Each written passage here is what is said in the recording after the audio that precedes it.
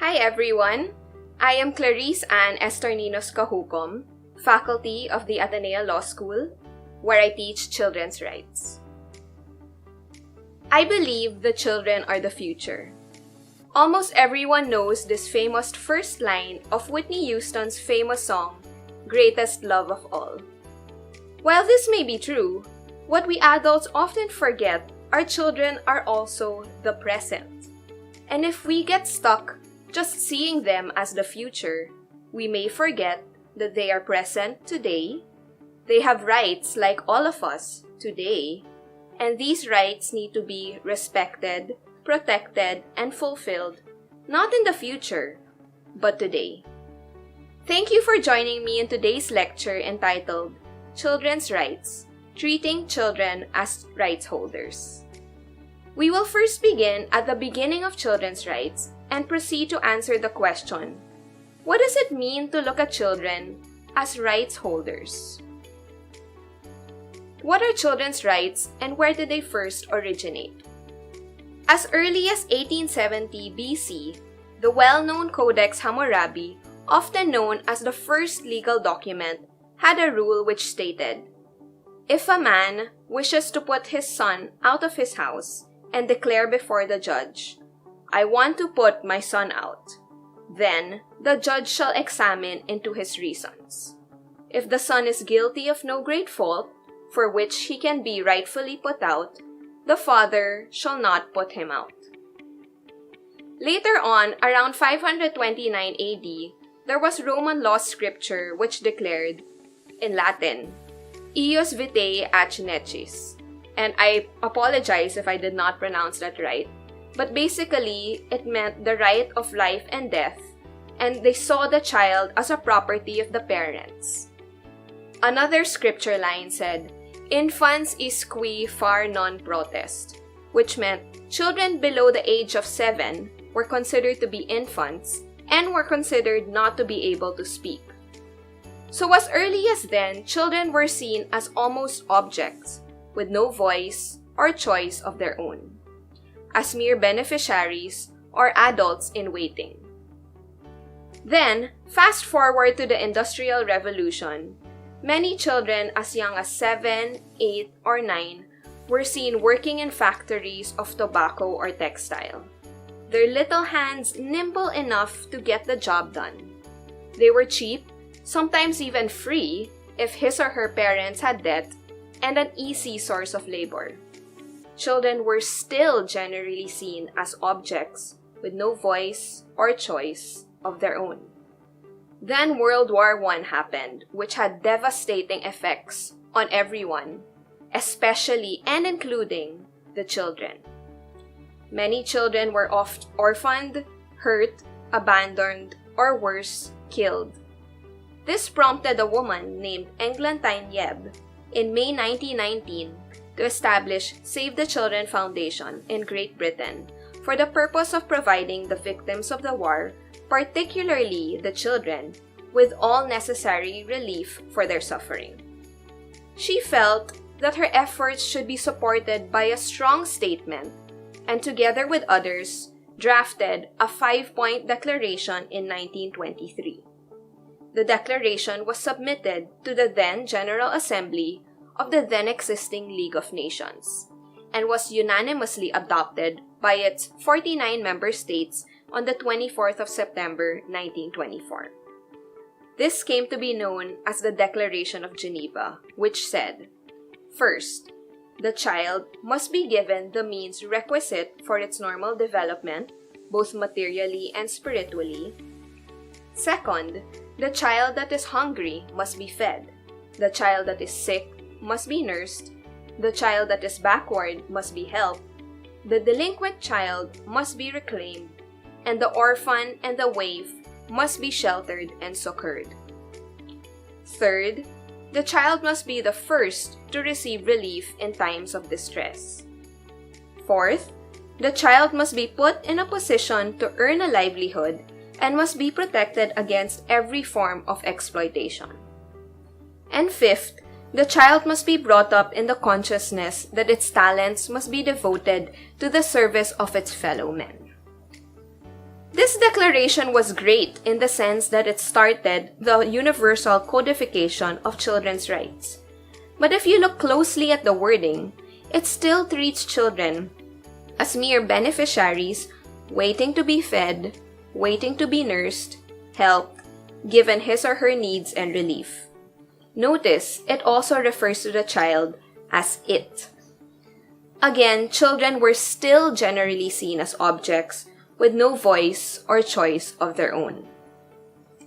This 1924 Declaration of Geneva eventually became the 1959 Declaration on the Rights of the Child, which was adopted by the states of the United Nations. And this document had more rights-like language worded in 10 principles. For example, Principle 1 states, "The child shall enjoy all the rights set forth in this declaration. Every child, without any exception whatsoever, shall be entitled to these rights, without distinction or discrimination on account of race, color, sex, language, religion, political or other opinion, national or social origin, property, birth, or other status, whether of himself or his family." But what was missing with these two declarations? In international law, declarations are non-binding, meaning there is no real legal obligation for states who sign it to follow. A convention, however, is legally binding. Fortunately, after a long drafting process, in 1989, the Convention on the Rights of the Child came to be. And it is one of the most widely ratified conventions to date, with only one country not having ratified it, the United States of America. 1989. Note, however, that before then, in 1948, there was the Universal Declaration on Human Rights. And in 1976, the International Covenant on Civil and Political Rights and the International Covenant on Economic, Social, and Cultural Rights came into force. These covenants are legally binding documents applied to all persons. And children are persons. So why was there a need for a separate document on children's rights? Aren't children part of all persons in these covenants? In the two covenants recently mentioned, the position of children were limited to just care and protection. Remember how children were seen? As objects without voice or choice? As mere beneficiaries waiting for adults to act and speak for them? Well, that's exactly what the 1989 Convention on the Rights of the Child did. It reinforced that children are rights holders. It obliged states to take children more seriously as rights holders, and allowed the introduction of innovations specifically relevant to children. And what are these innovations? First, you have the best interest of the child as a primary consideration, found in Article 3. Second, you have the right to preserve identity, found in Article 8. You also have in Article 12 the right to express views, or the right to participation. Another is the right to protection from narcotic and psychotropic substances in Article 33. Another is the right to recovery and social reintegration in Article 39. Also, rights in the process of juvenile justice in Article 40. And also, improvements were also achieved in the area of health, requiring measures to abolish harmful practices in Article 24. Also, in the realm of education, it introduced the rule that discipline should be administered in a manner consistent with the child's human dignity. And there were many others, many innovations that the CRC introduced. The CRC also importantly introduced a rights-based approach from a needs-based approach when it came to children. And why is this important? In a needs-based approach, needs are not universal. What a child needs in country A may be different from what a child needs in country B. In a rights-based approach, rights are universal, regardless of sex, color, gender, race, identity, expression, language, religion, political or other opinion, national, ethnic, or social origin, property, disability, birth of oneself, or of that of one's parents. In a needs-based approach, there are no obligations for states to follow. In a rights-based approach, it involves rights which states and other stakeholders must respect, promote, and fulfill, and therefore follow. Professor Samantha Besson, in her article, The Principle of Non-Discrimination in the CRC, found in the International Journal of Children's Rights, explained it well. Children are beings and not just becomings. I love that. Children are beings and not becomings. Children are the future, but also the present. Children have rights, and they have rights that must be respected, promoted, and fulfilled yesterday, today, and in all tomorrows. I end now with this video from Consuelo Zobel Alger Foundation on how children's rights are in the context of the Philippines, beginning with who is a child and continuing to what children's rights are. Enjoy!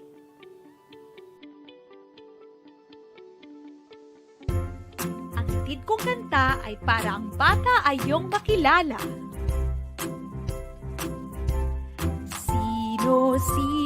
Sino ba ang bata? Sino ba ang bata?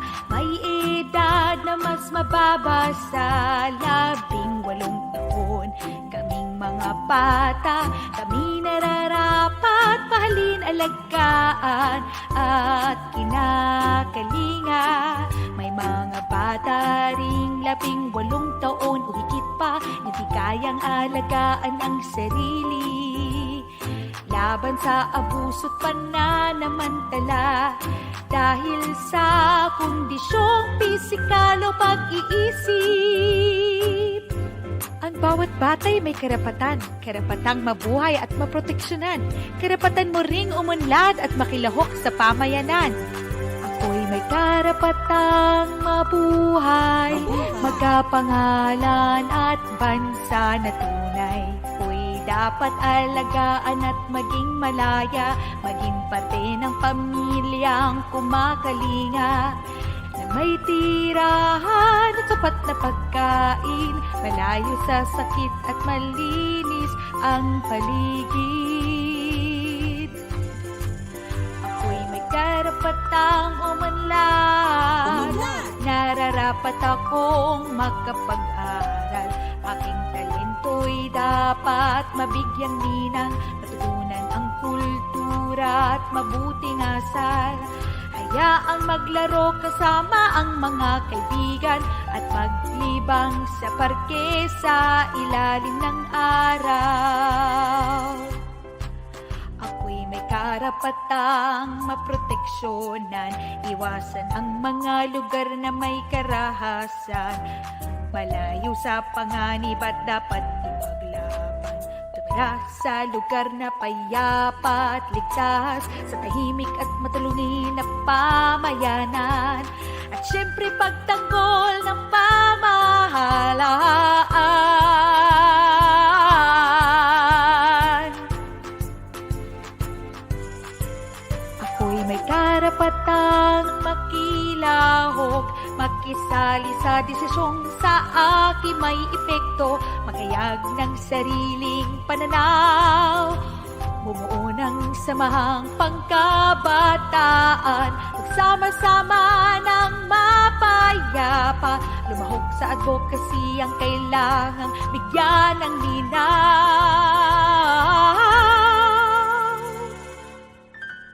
Tumbas ng karapatay mga tungkulin na dapat nating gampanan. Responsibilidad sa ating mga karapatan ang dapat nating malaman.